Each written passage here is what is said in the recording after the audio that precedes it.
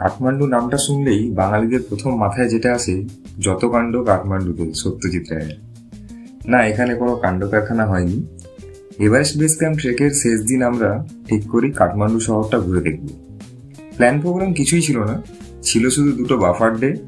Weather ভালো থাকায় এবং সবাই ফিট থাকায় আমাদের ওই এক্সট্রা ডেগুলো কাজে লাগেনি। রামেচাপ এয়ারপোর্টে নেমে আমরা একটা কার বুক করি কাঠমান্ডুর জন্য, যেটা আমাদের 7,000 টাকা এনপিআরে নিয়েছিল। ওই বিকেল 5টার সময় নাগাদ আমরা মোটামুটি স্টার্ট করি রামেচাপ থেকে, এবং রাত্রেবেলাতে 11:30টায় আমরা পৌঁছই গৌশালা চক, যেটা একদম আপনার ওই পশুপতিনাথ টেম্পলের সামনেই অবস্থিত। আমরা ওইখানেতে গিয়ে হোটেলটা নিয়েছিলাম, এবং হোটেলের আমাদের যেটা উঠেছিলাম পশুপতি হোটেল অ্যান্ড গেস্ট হাউসে, যেখানে আমাদের 1500 টাকা এনপিআরে নিয়েছিল। আজ আমরা খুবই টায়ার্ড লাগছিল আমাদের, তাই কোনো রকমে খেয়ে দিয়ে ঘুম দিলাম।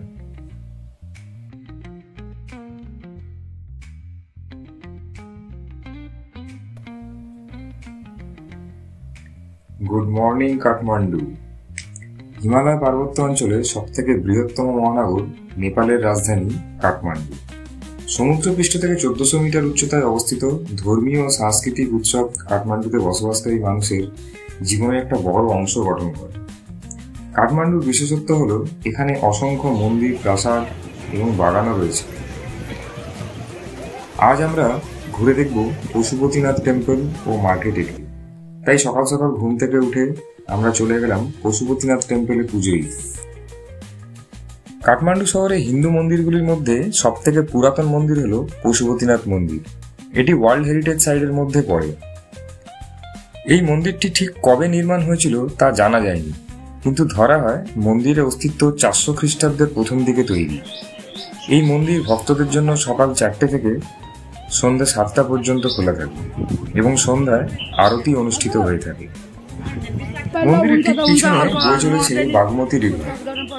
এই পবিত্র নদীর তীরে দাহ করা হয় হিন্দুদের, এবং বিশ্বাস করা হয় যে বাগমতী নদী মানুষকে আধ্যাত্মিকভাবে পবিত্র করে।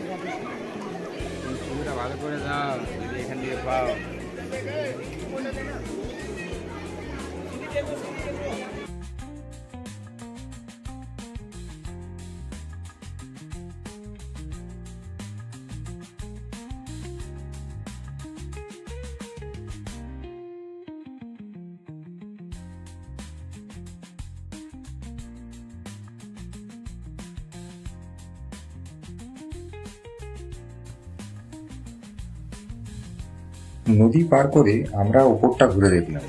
ছোট ছোট 15টি শিব মন্দির দেখলাম, এবং এটিকে একত্রিতভাবে পেন্ড্রা শিবালয় বলা হয়ে থাকে।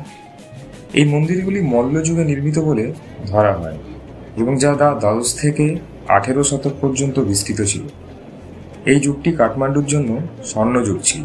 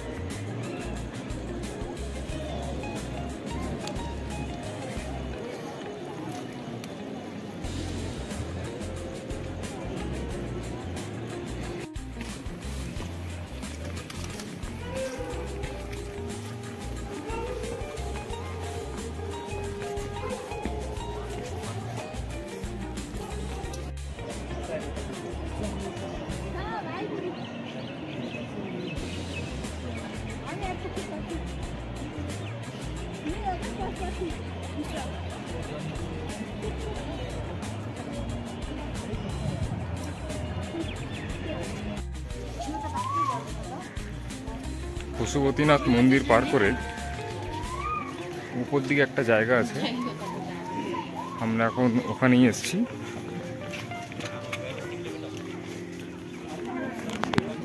প্রায় 200টা সিঁড়ি পার করে ওপরে উঠতে হয়।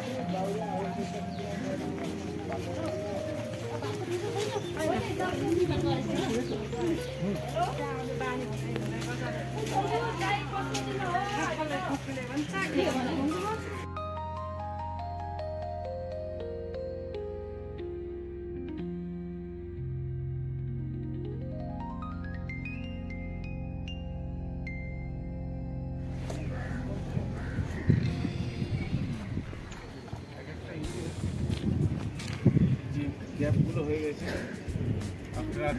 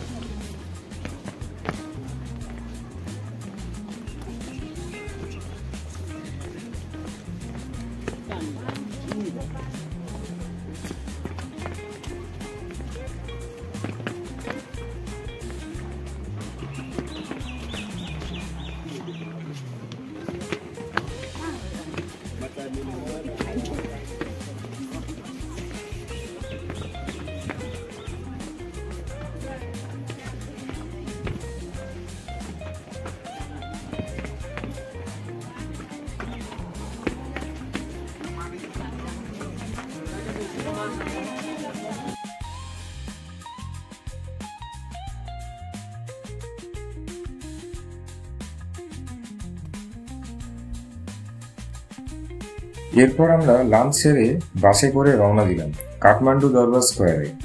প্রথমেই আমরা কালভৈরব মন্দির দেখলাম। এটি শিবের একটি ভয়ঙ্কর রূপ, কালো পাথরের তৈরি মূর্তিটি, যা 5 থেকে 6 শতকে নির্মিত বলে মনে করা হয়। এটি সময় ও ধ্বংসের দেবতা।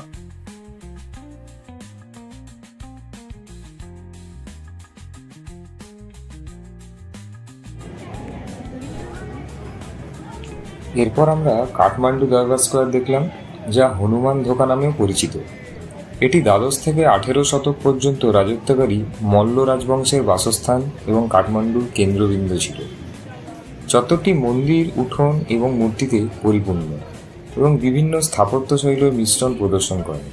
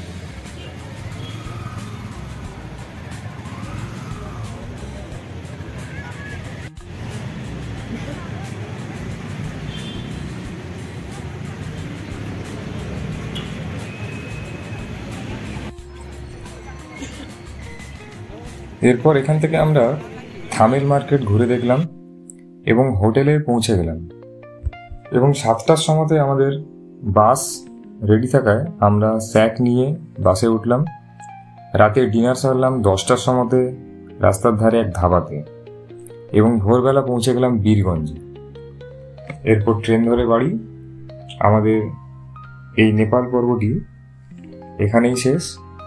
ভিডিওটি যদি ভালো লেগে থাকে অবশ্যই লাইক ও সাবস্ক্রাইব করে দেবেন। ধন্যবাদ।